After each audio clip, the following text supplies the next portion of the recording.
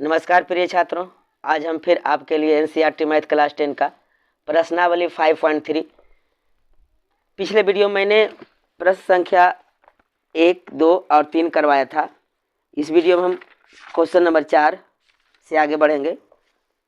प्रश्न संख्या 4 कहता है 636 योग प्राप्त करने के लिए, यानी गिवन जो टर्म होगी सारे पदों का योगफल है 636। एपी दिया हुआ है 9, 17, 25, मतलब फर्स्ट पद है 9, सेकंड पद A2 बराबर 17, A3 बराबर 25। इस प्रकार के एपी दिए गए हैं कि कितने पद लेने चाहिए, n की संख्या ज्ञात करनी है, यानी नंबर ऑफ टर्म हमें ज्ञात कर लेनी है। हम बनाते हैं हम लोग हल। सबसे पहले सोल्यूशन करने के पहले जो गिवन है वो हमें लिख लेनी चाहिए। 636 योग प्राप्त करने के लिए, यानी s बराबर 636 है।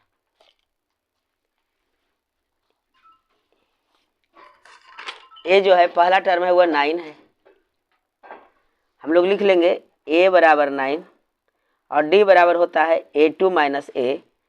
A2 हमारा है 17 और a है हमारा 9। 17 में 9 को जब माइनस कर लेंगे तो 8 प्राप्त हो जाएगी। तो हमें d तो मालूम हो गया, सार्व अंतर हमें 8 मालूम हो गया, a है 9 और दिया हुआ है Sn बराबर है 636। जहाँ हमें n मालूम नहीं है, n ही हमें ज्ञात कर लेनी है। n बराबर वाट हम लिख लेंगे। चलते हैं फार्मूला से। Sn बराबर होता है n/2 into 2a plus n-1 का d। Sn दिया हुआ है 636। Sn 636 से हम 636 लिख लेंगे। n तो मालूम नहीं है, n/2 लिखेंगे, इंटू देंगे 2 गुना a हमें मालूम है 9 प्लस n हमें मालूम नहीं है, n हम देंगे -1 और d हमें मालूम है, अभी अभी हम लोगों ने ज्ञात किया 8। तो यहाँ गुना हो गया 8, बड़ी कोष्ठ से बंद कर लेंगे। 636 बराबर n/2, 9 दूनी 18 प्लस 8 को n से गुना करेंगे तो 8n, 8 को 1 से गुना करेंगे तो -8 होगी, चूंकि -1 से हमें गुना करनी थी। कोष्ठ के अंदर का क्रिया हम पहले कर लेंगे। 636 बराबर n/2, 18 में से 8 चला जाएगा तो 10 बचेगा और प्लस 8n। हम देख रहे हैं यहाँ से 2 कॉमन निकलेगी, या तो फिर इसको हम पक्षांतर कर लेंगे, तिरछा गुना कर लेंगे इधर। जैसे आपको सरल लगे वैसा करना चाहिए। पिछले वीडियो में मैंने पक्षांतर करके बनाया था, इस बार मैं कॉमन लेके कर दे रहा हूँ, आप देख लेंगे ढंग से। तो हम लिखेंगे n/2। अगर हम 2 कॉमन ले लेते हैं तो अंदर में बच जाता है यहाँ से 5 और जोड़ 2 चौके 8, यानी 4n। यहाँ से ये दो कैंसिल हो गई। 636 बराबर n गुना हो जाएगा 5 से तो 5n प्लस 4n गुना हो जाएगा n से तो 4n स्क्वायर हो जाएगा। 636 को अब हम दाईं ओर भेज देंगे तो हमें प्राप्त हो जाएगी, सजा कर लिख लेंगे, 4n स्क्वायर को पहले लिख लेंगे प्लस 5n और माइनस 636 हो जाएगा बराबर 0। अब देखिए हमें एक द्विघात समीकरण के रूप में प्राप्त हो गई है, एक समीकरण इक्वेशन बन गया है। तो द्विघात समीकरण के रूप में अब हम लोग इसे द्विघात समीकरण के फॉर्मूले से हल कर देंगे, बहुत ही आसानी तरीके से हल हो जाएंगे। तो दिया हुआ है द्विघात समीकरण से कि a बराबर है 4, b बराबर है 5 और c बराबर है -636। मूल बराबर हो जाता है, मूल 2 होते हैं अल्फा और बीटा के रूप में, मूल बराबर हो जाएंगे -b plus minus under root b square minus 4ac बटा 2a। सारे वैल्यू को पुट करते हुए हम चले जाएंगे, आराम से आंसर आ जाएगी -5 plus minus under root b square अर्थात 5 का स्क्वायर घटाओ 4 इंटू कर लीजिए, क्योंकि c माइनस में है तो मिस होने का बहुत ही कम चांस रहेगा। 4 इंटू ए हमारा आया हुआ है 4 और गुना c है हमारा -636।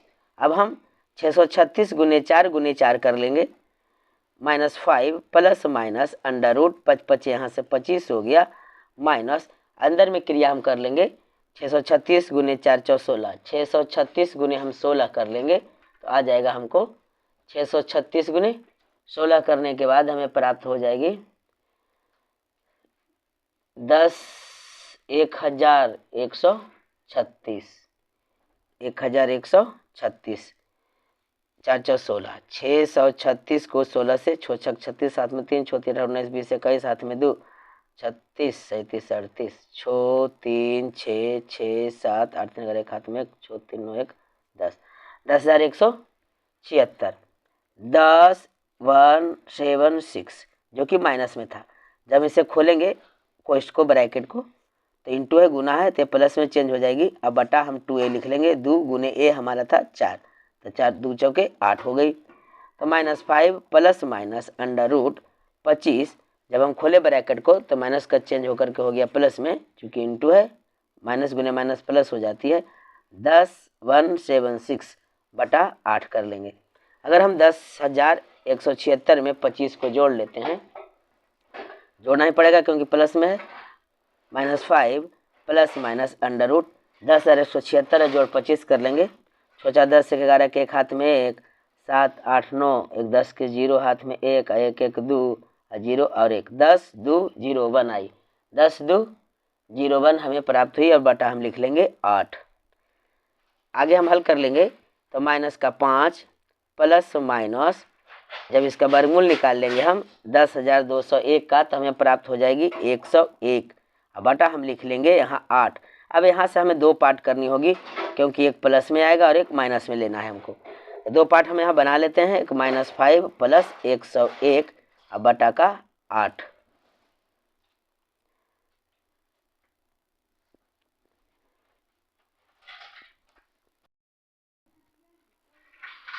कुछ आएगा। 2 पार्ट मैंने इसे कर लिया हूँ, एक प्लस में एक माइनस में। अर्थात अगर द्विघात समीकरण पढ़े होंगे तो उसमें एक अल्फा एक बीटा के रूप में निकलता है हल। तो मान लेते हैं अल्फा है और वैल्यू हमको बीटा में ज्ञात होगी। तो 101 में -5 चली गई तो आपको बच गया 96 बटा 8 कौमा -5 माइनस 101 अर्थात -106, 106 हो गई बटा 8। ये 2 मूल हमें प्राप्त हो रहे हैं। मूल काट दिया जाएगा। 2 चौके 8, 2 28, 2 चौके 8 है, 2 28 16 और 4 1 4, 4 2 8, 12 96 होता है। यहाँ से 12 प्राप्त हो गई कौमा, इसको काटेंगे तो 2 चौके 8, 2 5 10, 2 3 6, यहाँ से हमें -53 बटा 4 प्राप्त हो गई। एक 12 है मूल और एक है -53 बटा 4। तो हम मूल को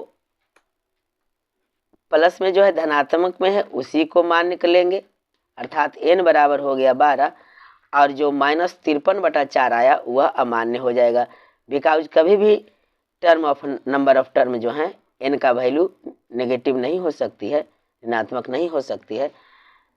नंबर ऑफ टर्म हमेशा धनात्मक होगी, अर्थात n बराबर हम 12 आंसर देख लेंगे, बुक में श्योर होगा। बढ़ते हैं नेक्स्ट क्वेश्चन की ओर।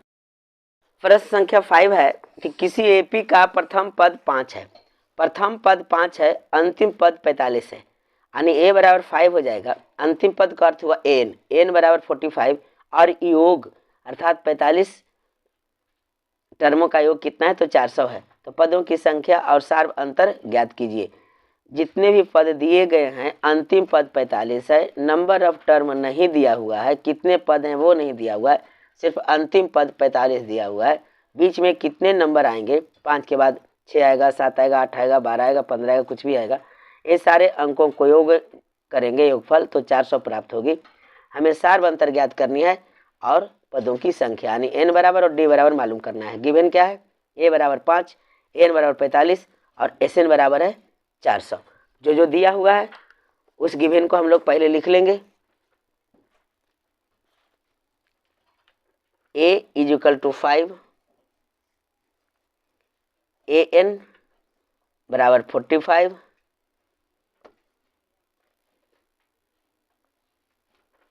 sn बराबर 400। an से हम फॉर्मूला से हम आगे बढ़ जाएंगे। n बराबर होता है a प्लस n माइनस 1 का d। n गिवन है हमारा 45 हम लिख लेंगे बाईं ओर।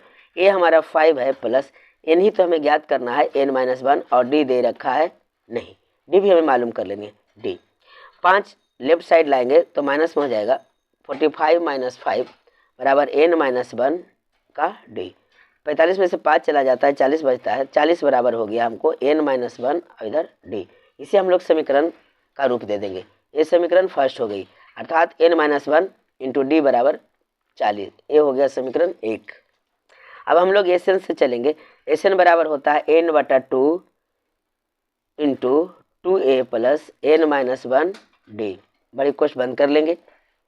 एस एन बराबर दिया हुआ है हमको 400, एन नहीं दिया हुआ है n/2, 2a मालूम है हमको 5 जोड़ n नहीं मालूम है n-1 और d भी नहीं मालूम है d। लेकिन एक चीज़ हमें अब ज्ञात हो गई कि n-1 into D, n-1 into D बराबर है हमारा यहाँ से 40। समीकरण 1 में n-1 इंटू डी बराबर 40 है, तो n-1 इंटू डी की जगह अगर हम 40 वैल्यू पुट कर देंगे तो n हमें आसानी से ज्ञात हो जाएगा। तो 400 बराबर n/2, 5 दूनी हो गया 10 जोड़, अब हम यहाँ वैल्यू रख देंगे 40, यानी समीकरण 1 से हमने वैल्यू रख दिया। समीकरण 1 से n-1 इंटू डी का वैल्यू रख दिए। सबसे पहले बड़ी कोष्ठ की क्रिया हम लोग कर लेंगे। तब 400 बराबर n/2, 40 में 10 ऐड करेंगे तो आगे हमें 50, यहाँ से कैंसिल करेंगे तो 25 बार में कट गया, यानी 400 बराबर 25 n हमें ज्ञात हुई। तो n बराबर यहाँ से हमें बिल्कुल मिल जाएगा। n बराबर हो जाएगा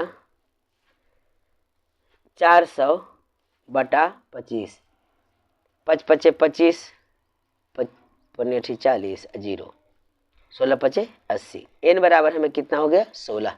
n हमें ज्ञात हो गई। अब हम n का मान समीकरण 1 में रख देंगे तो d बिल्कुल ज्ञात हो जाएगा।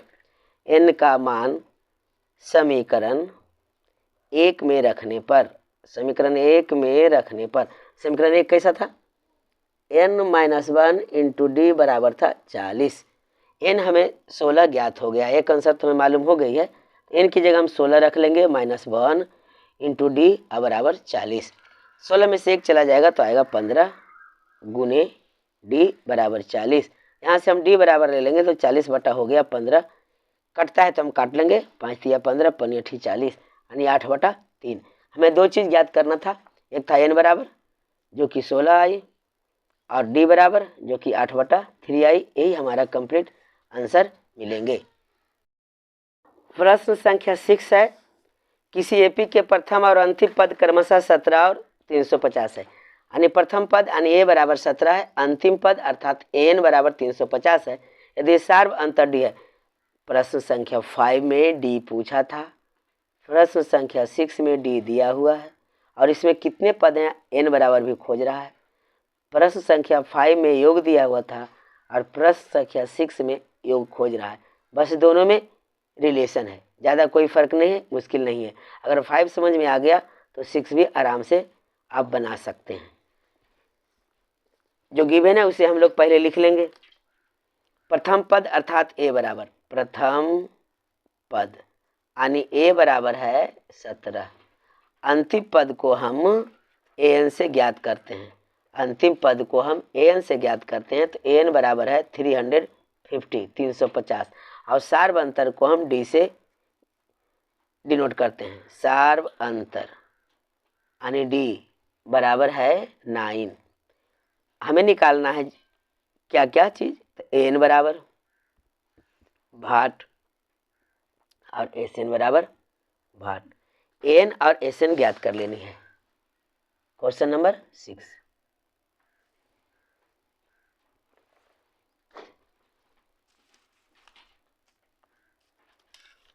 n फार्मूला से जब हम चलेंगे तो n बराबर होता है a प्लस n-1 का d, और n हमें यहाँ कितना दिया हुआ है तो 350 दिया हुआ है। तो अगर n की जगह हम वैल्यू रख लेंगे 350, तो हम जब आगे बढ़ेंगे तो यहाँ से हमें कुछ एक पद और ज्ञात हो जाएंगे, एक टर्म हमें मालूम हो जाएगा। तो n बराबर हम लिख लेंगे 350 बराबर ये हमारा दिया हुआ है, प्रथम पद ही तो a कहलाता है 17 जोड़ n-1 और d दिया हुआ है हमारा 9 इंटू 9, d दिया हुआ है 9। इसे आगे हम लोग हल करेंगे तो 350 बराबर 17, प्लस 9 को n से गुना करेंगे तो 9n हो जाएगा, 9 को -1 से गुना करेंगे तो -9 हो जाएगा। 350 बराबर 17 में से 9 जाएगा, चूँकि ये धनात्मक है ऋणात्मक है तो 8 बचा प्लस 9n। अब 8 को जब पक्षांतर कर देंगे लेफ्ट साइड ले आएंगे तो 350 माइनस 8 बराबर 9n हो गया। 350 में जब 8 माइनस करते हैं तो हमें ज्ञात हो जाता है 342, 342 बराबर 9n हो गया।